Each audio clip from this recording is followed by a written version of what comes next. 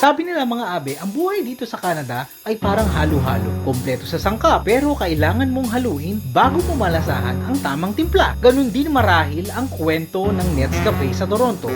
Happy anniversary, Ate Net. More anniversary to come. Okay, isang munting mensahe kay Ate Net. Salamat sa suporta. Lagi sumusuporta sa lahat ng projects namin at sana I wish you more success. Yun lang. Yun ang masasabi ko. And happy anniversary, Ate Nets. Sa loob ng 3 taon, napatunayan nilang hindi lang basta dessert ang dahilan kung bakit bumabalik ang mga tao dito. May cake na kayang magpigil ng diet, may ensemadang parang may sariling immigration papers, kahit nasa Canada ka, bigla kang ibabalik sa panaderya ng kabataan mo. Hi, Nets! Grabe! 3 years na! 3 years na pala akong bumibili dito ng halo-halo, ng siomay, at ng inyong, ang aking favorite na salted egg flavor. Congratulations on your 3rd year. And of course, congratulations kasi 1 year na yung partnership nyo with Ariel, Angeli, and Julio and Joaquin, ang mga anak nila. Maraming salamat for Lolo Benz Bico. Maraming salamat, Nets, for making a lot of people happy sa mga binibake ninyo. And isang pamana to sa mga Pilipino na magaling ang masarap ang mga pastries natin and mga ibang lahi ang nakaka-appreciate doon. So I'm really proud of you guys. More power and continue being a blessing to others. Bye! Queen V here!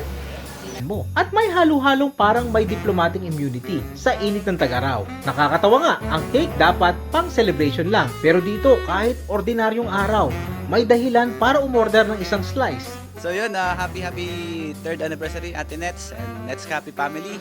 More anniversary to come and more ensimada and more products to be masa.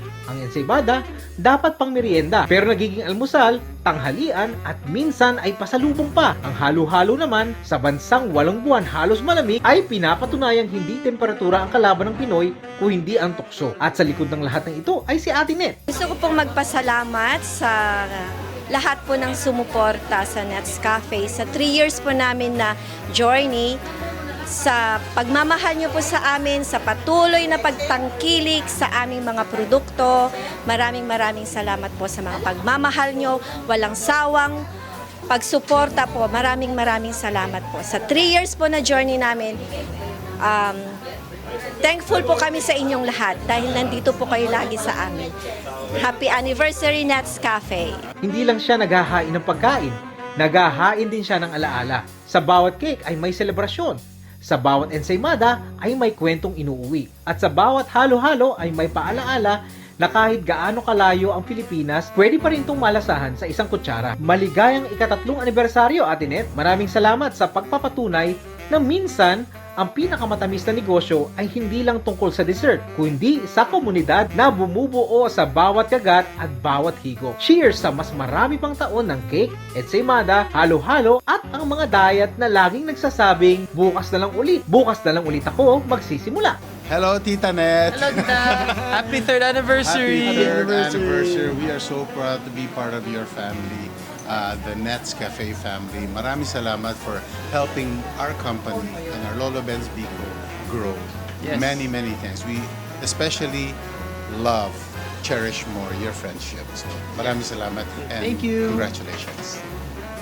Mga abe mula dito sa Nets Cafe, ako pong inyong lingkod, Kuya JDL. Happy anniversary, Ate Nets, and more power!